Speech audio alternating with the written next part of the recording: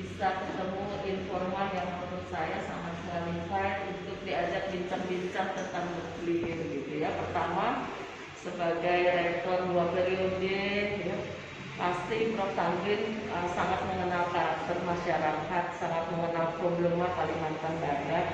Jadi saya ingin melihat pandangan sisi akademis dan pengalaman. Yang kedua, setahu saya Prof itu punya katakanlah ya pengalaman dan hubungan batin yang erat dengan salah satu negara yang punya PLTN-nya sangat besar ya, berapa 70% lebih itu di Prancis. Jadi sebenarnya ada 3 saja pertanyaan inti yang saya ingin eksplor dari Prof. Tamrin. Yang pertama, saya ingin mendapat pandangan mungkin pengalaman gitu ya, bagaimana Prof. Tamrin pernah tinggal di suatu negara yang menghasilkan listrik yang besar, bahkan mengekspor itu apa sih Prof gitu, terutama kesejahteraan masyarakatnya, kemudian ekonominya yang ada kaitannya dengan ketersediaan nuklir. Itu yang pertama. Kedua, Prof. Tamrin tadi pasti gitu ya punya pandangan secara politis, secara ekonomi, mengenai national position Indonesia untuk membangun nuklir. Kenapa? Karena Indonesia itu sudah 50 tahun lebih berjuang untuk menghadirkan PLTN, tapi sampai hari ini kita masih terseok-seok untuk mempersiapkan. Pertama, mempersiapkan regulasi, kemudian komitmen bahwa nuklir itu sampai sekarang belum dinyatakan oleh satupun presiden Indonesia. Yang lainnya katanya persoalan public acceptance. Tapi setelah saya bergerilya di masyarakat, nampaknya public acceptance itu tidak terlalu sulit sih sebetulnya. Nah karena itu terakhir nanti saya ingin minta masukan sama Prof ya, bagaimana dari sisi membangun public acceptance, bagaimana harus mensosialisasikan, mengedukasi, mengkomunikasikan PLTN ini kepada masyarakat Kalimantan yang sangat beragam. Itu aja intinya, Prof. Baik. Saya coba jawab satu persatu, tapi tolong diingatkan saya atas 3 pertanyaan ini. Saya mulai dulu pengalaman hidup saya selama tinggal di Prancis. Berapa tahun? Saya 6 tahun di Prancis. Saat saya menyelesaikan program magister dan PhD saya. Ya, jadi memang kalau dilihat penggunaan produksi listrik dari nuklir di Prancis itu 70% energi listrik itu bersumber dari reaktor nuklir. Nah, oleh sebab itu salah satu kelebihan dari produksi ini sampai-sampai Prancis mengekspor listrik itu ke Swiss dan negara tetangganya. Ya, ini sesuatu yang luar biasa. Nah, apa yang kita nikmati ketika berada di negara yang demikian? Salah satunya adalah jaminan listrik murah. Nah, ini yang membuat Anda bayangkan, saya punya apartemen yang isinya, yang kamarnya hanya kamar pakaian, kemudian gudang, kemudian toilet, kemudian dapur, kamar tamu dan kamar tidur. Ini saja listrik saya itu 3 kilo. Apartemen kayak gini 3 kilo gitu loh. Nah, artinya apa? Kalau di Indonesia ya palingan 1 kilo udah kelebihan banyak gitu kan gitu. Nah, oleh sebab itu saya mencatat bahwa 2 hal, bahwa satu adalah listriknya murah, dan yang kedua nggak pernah padam. Jadi kalau 1 detik saja listriknya mati itu sudah heboh di nasional. Nah, lain seperti kita yang berjam-jam, berhari-hari gonta-ganti itu udah biasa gitu kan gitu. Nah, itu kelebihan. Kemudian tentu saja ya artinya dari sisi wibawa negara. Ketika satu negara menguasai teknologi dan menguasai nuklir, maka ada satu image tersendiri bahwa negara ini maju. Nah, oleh sebab itu saya mengamati sesuatu yang menarik ketika kita hidup di suatu negara, dan bahkan ya fasilitas-fasilitas umum banyak digerakkan ya dari sumber energi listrik ini, misalkan kereta api, sehingga kita naik kereta api itu ya tidaklah memberikan efek dari negatif daripada lingkungan. Nah, karena listrik yang dikasih yang digerakkan ini betul-betul tidak memberikan emisi karbon ya. Nah, oleh sebab itu memang dua hal itu yang betul-betul kita temukan ketika kita berada di negara yang memproduksi listriknya dari karena listriknya besar itu Prof, jadi itu kan pasti menopang industri ya. Oh ya, Gimana, Prof? Jadi gini, memang salah satu faktor daya saing satu industri atau satu perdagangan, maka salah satunya adalah faktor energi, ya, ini listrik. Ketika listrik yang dihasilkan yang digunakan untuk mensupport suatu aktivitas ekonomi, misalkan industri ini murah, maka daya saing dari industri ini sehingga akan kuat meningkat, karena secara keseluruhan ketika dia memproduksi satu produk, maka produknya bisa dihasilkan dengan harga yang lebih menarik, dan makanya konsekuensinya daya saingnya tinggi. Ekonomi ya, fasilitas infrastruktur, menarik sekali. Itu satu pandangan yang betul-betul Prof itu proven ya, sudah memang pernah di sana. Kalau kita cuma baca-baca itu kan enggak ya. Ya, itu 70% energi listrik dari yang di Prancis itu dihasilkan dari nuklir. Ya. Terus tadi saya tertarik tuh Prof bilang bahwa suatu negara yang mempunyai katakanlah reaktor nuklir itu memang punya efek apa sih yang berbeda lah, tidak dipandang enteng gitu ya. Ya, image-nya itu adalah bahwa kita negara yang sangat patut dihitung.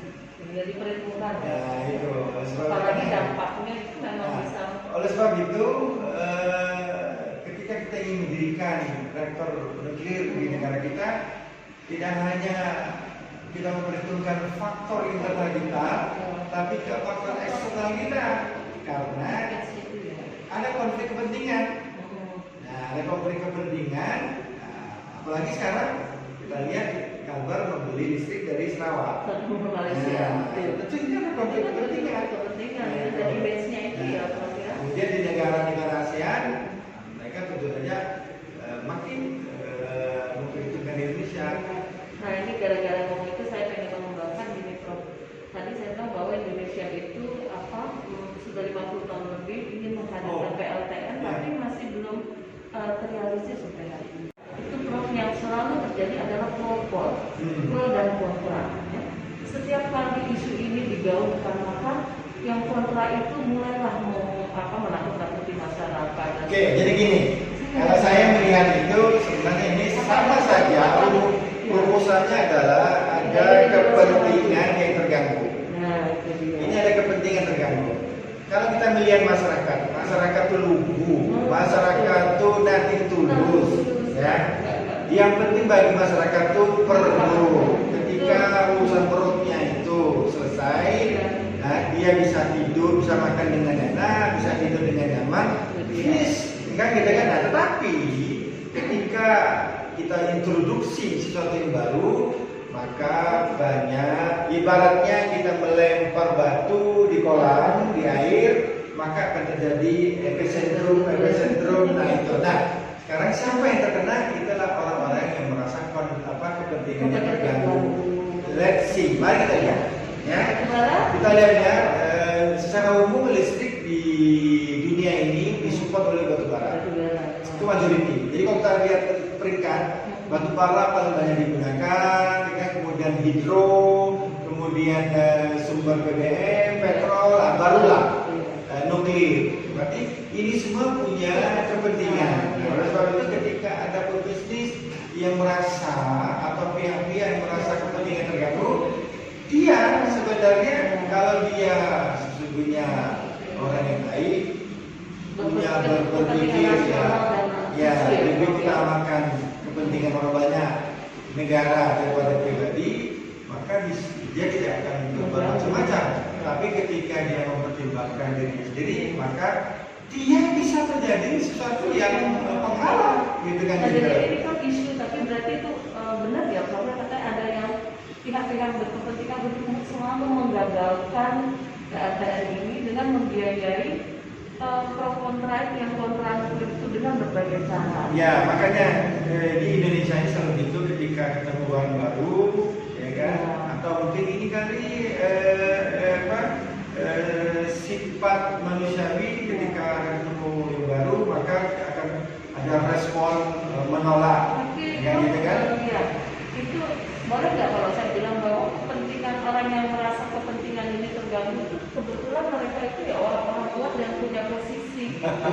Jadi Ini kalau memang masyarakat tuh harus dipetakan dan diidentifikasi. Ya. Sama lah dengan yang lainnya. Ketika orang mengatakan undang-undang omnibus law itu syarat dengan kepentingan orang tertentu, maka saya pikir perlu kita petakan, kita identifikasi sehingga tidak ada meraba-raba, Sehingga tidak ada shadow enemy, Ya. tidak ada musuh bayang-bayang, tidak ada betul-betul real enemy. Ya. Kalau tidak kita petakan, sama lah dengan ini, petakan aja.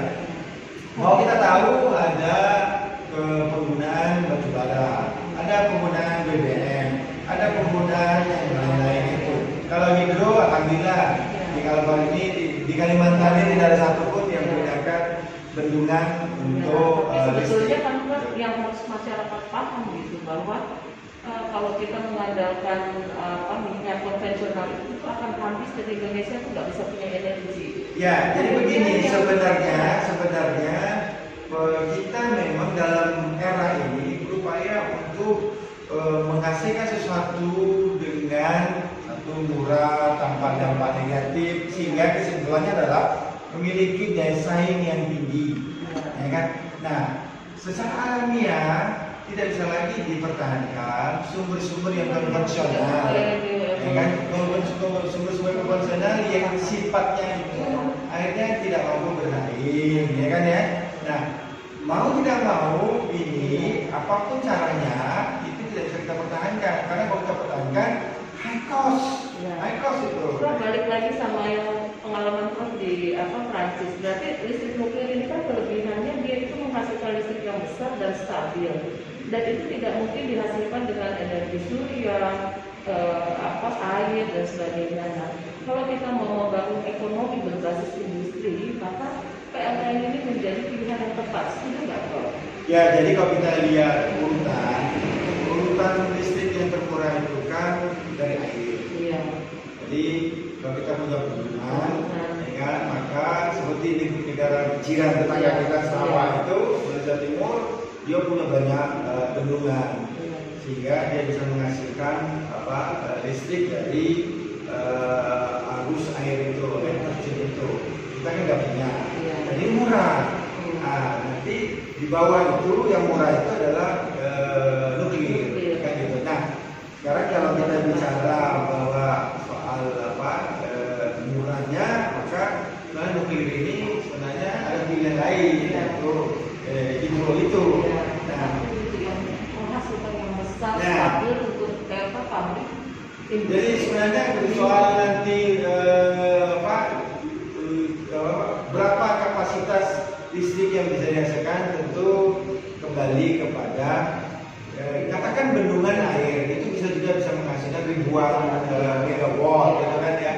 Tapi memang kalau kita menghitung dari per sentimeter, ya, memang nuklir jauh lebih besar power yang dihasilkan. Karena prinsipnya adalah itu karena reaksi kimia. Reaksi kimia, suatu inti unsur itu atau itu dibelah. Ketika dibelah, maka dia menghasilkan panas. Nah, panas inilah yang akhirnya memasakkan, mendidihkan air, kemudian dihasilkan steam uap air. Nah, steam inilah yang akan nanti memutar turbin. Turbin nanti berputar karena sudah ada dinamo akan menghasilkan listrik. memang kalau persatuan area luas ini lebih apa?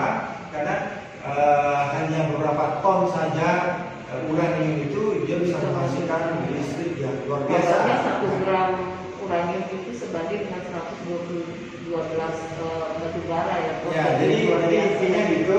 Jadi artinya apa? Artinya ketika kita tidak bisa memiliki listrik atau tidak bisa memproduksi listrik dari hidro, dari air, maka pilihan yang kedua yang lebih murah itu adalah reaktor dari nuklir. Nah, kalau ini tidak bisa, maka berikutnya batu bara, berikutnya lagi ada BBM. Nah, oleh sebab itu. Sebelum saya lupa nih, saya sangat tertarik tadi bahwa kita memandang dari sisi masyarakat. Benar sekali problem masyarakat itu sebenarnya lugu, nggak neko-neko, berpikirnya hanya perut. Itu yang membuat saya bingung dan saya mau tanyain sama Prof. Saya sudah 4 kabupaten, katakan 2 kota, jadi 6 wilayah. Rata-rata kalau saya tanya ke masyarakat, mereka hanya satu. Kami setuju apabila kami mendapat manfaat keuntungan. Sebenarnya hanya itu, gitu. Nah, tapi kita itu ribut dengan nanti public acceptance adalah merubah persepsi masyarakat. Kalau persepsi masyarakat, Prof, tadi saya senang sekali dengan Prof sampai menjelaskan bagaimana kerja reaktor itu kan. Itu kan tapi orang yang seperti Prof Tamrin ini hanya berapa sih di Indonesia? Yang saya sudah wawancara Prof, mulai dari toko formal informal, rata-rata memang pengetahuannya tentang nuklir itu tidak memadai. Jadi selalu mengkaitkan nuklir itu bom, senjata nuklir gitu. Dan ada ketakutan yang gampang dipancing. Saya kemarin baru pulang dari Bengkayang. Saya bilang, kenapa begitu? Kita begitu takut dengan nuklir, cara berpikir masyarakat. Padahal setelah kita tahu gitu ya, mereka itu trauma tentang Chernobyl, Fukushima, berapa sih kalau nuklir? Padahal hari-hari ini ada di sana narkoba, itu kan lebih bahaya. Kemudian di sana itu kan penting, ya, sehingga itu lebih bahayanya sudah jelas di depan mata. Mercury itu, tapi mereka tidak takut. Kenapa kalau dipancing nuklir itu meledak itu mereka langsung bisa merubah misalnya di tempatnya, jadi gampang sekali gitu. Jadi begini, masyarakat itu kan karena dia tidak tahu.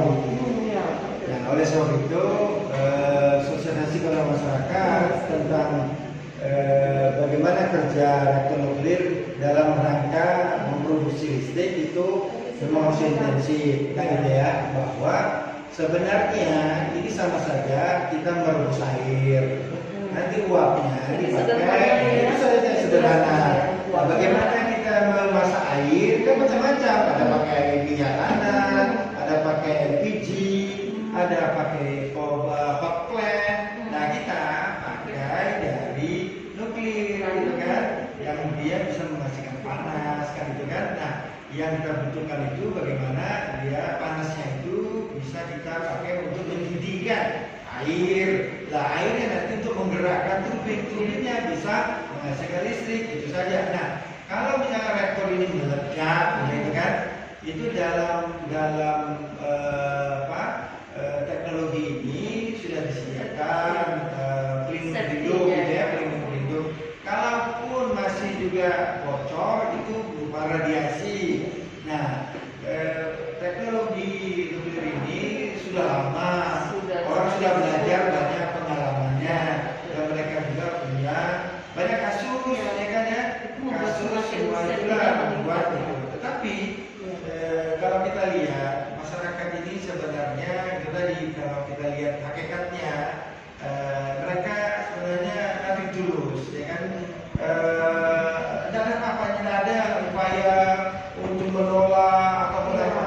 Yang penting betul itu bahwa secara kemanusiaan ketika ada barang yang baru, kira-kira manfaat dan mudaratnya untuk dia itu apa? Nah, oleh sebab itu memang kehadiran reaktor ini harus memberikan manfaat besar kepada masyarakat.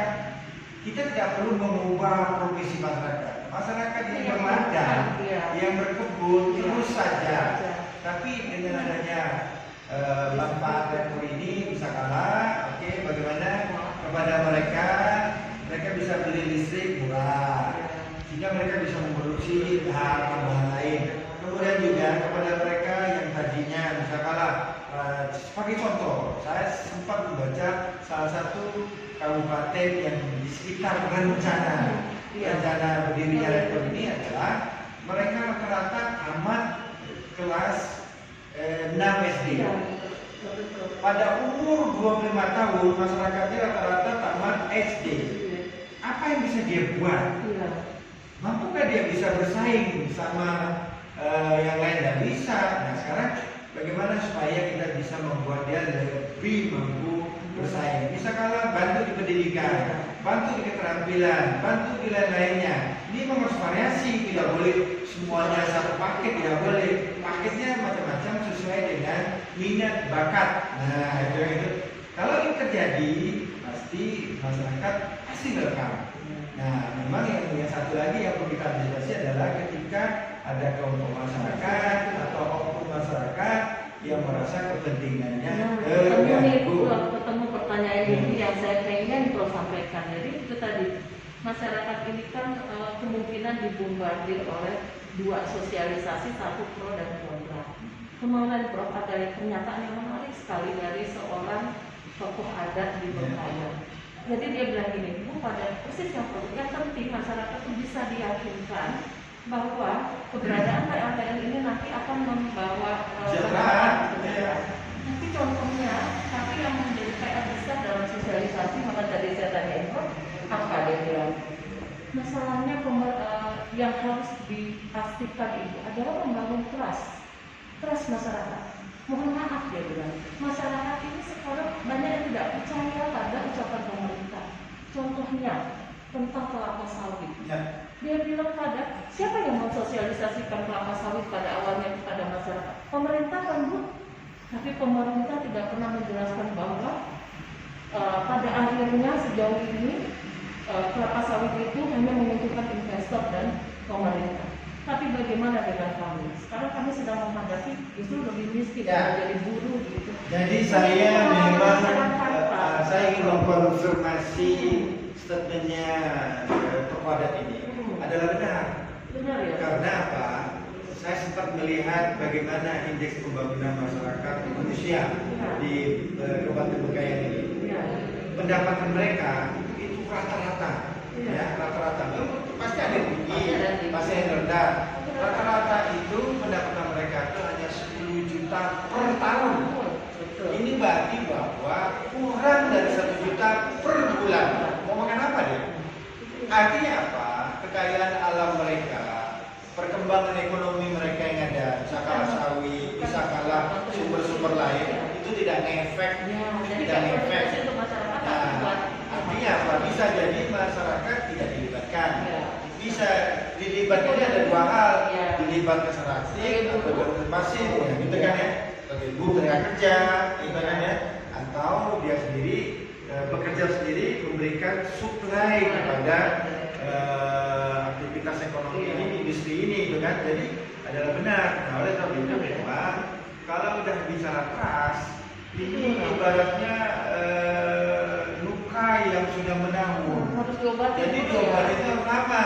Orang kalau sudah tak percaya, palingan dia bilang kau bersumpah pun sambut tak berikan. Gitu kan? Nah, ini repot. Kayak tadi yang Prof saya dengar Ibu bicara tentang PLTN ini, rasanya apalagi kan saya bilang kalau itu mensupport industri, bisa bangun pabrik, kita bisa mengurangi pengangguran, dan bahan-bahan mentah itu bisa diolah menjadi produk turunan yang lebih bernilai ekonomi tinggi. Menarik sekali Bu.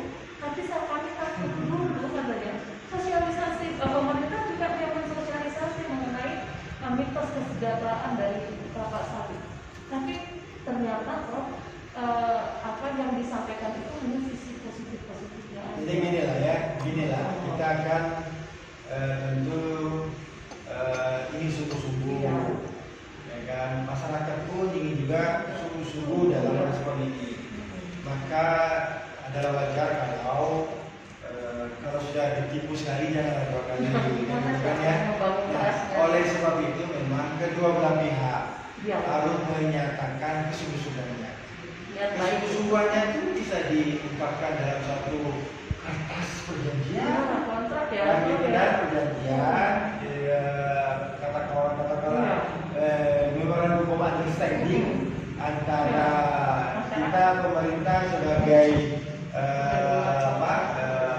produsen dari listrik itu yaitu reaktor nuklir kan ya, kepada masyarakat bahwa kita bersepaham bahwa atas aktivitas yang positif ini maka para pihak akan menyambut baik upaya untuk memperbaiki skala kehidupan secara umum, ya kan? Kalau kita tinjau memperbaiki sektor pendidikan, kesehatan, ekonomi, itu. Nah, itu kan itu. Jadi saya pikir ya harus ditunjukkan itu karena sudah terlanjur tidak percaya. Itu yang makanya Harus sign, gitu ya. harus sign di Ibu dan Adi. Nanti pihak masyarakat biar tunjukkan, mana janjimu?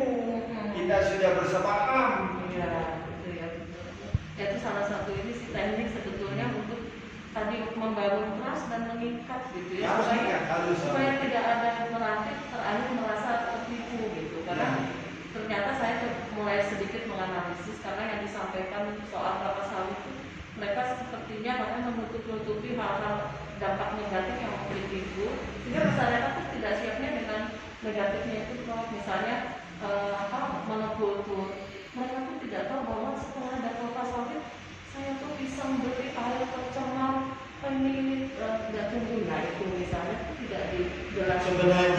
Sebenarnya kehadiran sawit atau mungkin komoditi lain yang secara masif memang dia akan mengubah tatanan yang sudah ada, tapi dia pada akhirnya akan membentuk tatanan baru, keseimbangan baru. Nah, oleh sebab itu jangan dulu-dulu mengatakan komoditi ini banyak mudaratnya. Nah, kita evaluasi. Kalau saya sih kalau pengelolaan kelapa sawit itu kan ada standarnya yang supaya berkelanjutan. Jadi itu justru kelapa sawit ini memang bisa membawa kesejahteraan kalau misalnya kaidah-kaidah berkelanjutannya itu ditaati. Masalahnya kita implementasi di lapangan itu tidak menjadikan proyek kelapa sawit berkelanjutan. Nah itu makanya jadi sebenarnya untuk kelapa sawit masyarakat tak perlu khawatir karena masyarakat dunia pun memantau. Jadi ketika masyarakat dunia bilang no, itu jangan coba-coba kita bisa menembus pasar. Iya, betul. Minyak sawit kita atau buah sawit kita bisa jadi busuk, gitu kan? Nah, jadi jangan khawatir, gitu kan? Tetapi memang perlu diingatkan kepada pelaku bisnis sawit, ya kan? Anda sudah mendapat keuntungan di wilayah kami. Jadi kan? distribusikanlah kesejahteraan itu pada yang punya wilayah. Makanya ketika masyarakat mencium bau sawit, wajib itu diberikan manfaatnya kepada mereka, kayak gitu. Jadi tuntas nih, saya boleh menyimpulkan karena saya dari segi komunikasinya, saya punya program bahwa sosialisasi ini harus menimbulkan trust dan kemudian kepercayaan masyarakat supaya mereka bisa partisipasi. Tadi salah satu sarannya Prof itu bagus sekali saya kira. Selain dialog yang dialog itu kan harus pakai kesepakatan. Tapi biasa kesepakatan ya kesepakatan secara ini aja. Harus dibuat MOU ya. Masyarakat itu butuh action. Action betul. Ya kan? Jangan talking only gitu kan. Iya. Jangan hanya ngomong saja. Sudah hafal mereka itu. Mereka butuh contoh nyata. Misalkan setiap satu pabrik sawit itu minimal dia punya kebun 6.000 hektar.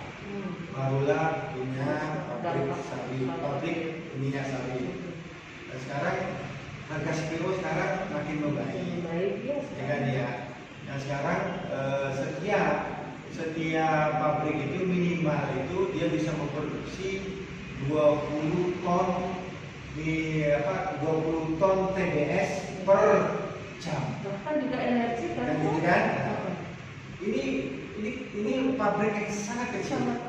Ada yang sampai 60 ton TBS per jam. Anda buat sejak Nah sekarang kalikanlah berapa per jam dia memperoleh keuntungan, Iya. kan? Kalaulah dia itu seorang yang beragama, ya kan? Itu 2,5% dia harus keluarkan, kan? Berikanlah ke masyarakat. Kalau dia seorang muslim, maka ya keciuman bau sawit itu di sekitar masyarakatnya wajib memberinya. Nah oleh sebab itu tidak perlu jadi, tetapi di sisi lain juga tolong masyarakat merespon dengan baik. Jangan percayakan masalah Anda kepada oknum, karena nanti oknumnya itu bilang kan dia dapat duit dari pabrik, ya kan, di perusahaan, kan dia bisa pakainya untuk kepentingan dia. Kalau Anda betul saling mengikat secara legal. Jadi kalau kayak nuklir tuh bisa dianalogikan gini, untuk wilayah tersebut mungkin mereka bisa free, listriknya paling murah, misalnya manfaat. Selain itu juga orang yang masuk dalam radius rektor ini harus dijamin kesehatan, kan?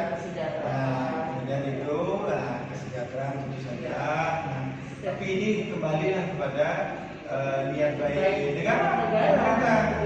Kalau pemerintah itu aja sudahlah, kita ini kan diberikan amanah untuk kelola negara, jalankan amanah itu, jadikan amanah itu untuk menumpuk ibadah kita, bukan menumpuk kita gitu loh. Nah itu saja.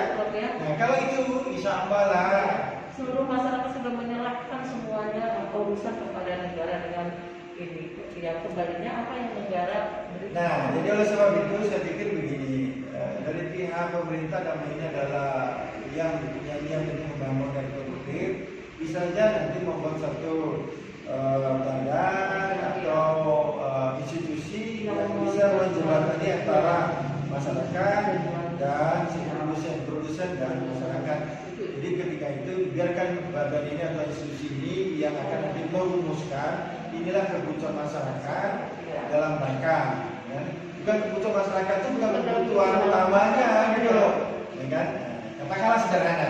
Oke, mari kita fokus saja dengan satu kata, naikkan IPM, indeks pembangunan masyarakat. Maka kita lihat kalau rata-rata masyarakat sana cuma dapat SD, push mereka agar bisa naik statusnya ke SMP. Setelah itu push mereka sampai ke SMA. Oke. Kemudian yang kedua, misalnya pendapatan kapital mereka, ya, per tahun misalnya masih 10 juta per orang, maka itu harus dinaikkan. Ini tidak rasional ini, tidak rasional. Ini boleh katakan ini kelompok orang miskin. Masa sebulan kurang dari 1 juta mau apa? Nah, kok bisa hidup ya? Bisa hidup. Nah, ini dinaikkan, kan, sehingga nanti dia masuk ke klaster orang yang sejahtera. Begitu juga kesehatannya. Nah, oleh sebab itu saya memandang bahwa hadirnya rektor ini ya harus memberikan dampak terhadap peningkatan IPM, khususnya ya kan ya sektor pendidikan. Kenapa? Bank Dunia sendiri sudah melakukan riset bahwa ada 3 faktor yang menentukan indeks pembangunan manusia atau Human Development Index adalah pendidikan, kesehatan, dan ekonomi. Ketika faktor ini memang saling berhubungan, tapi yang sangat menentukan adalah faktor pendidikan. Ketika pendidikannya bagus, maka memberikan efek positif terhadap 2 faktor ini. Kenapa? Ketika seseorang punya latar belakang pendidikan bagus, dia akan dibayar bagus. Ketika dia mempunyai income bagus, dia ingin makan yang enak, yang sehat. Kemudian ketika uangnya masih lebih, dia akan memikirkan sanitasi.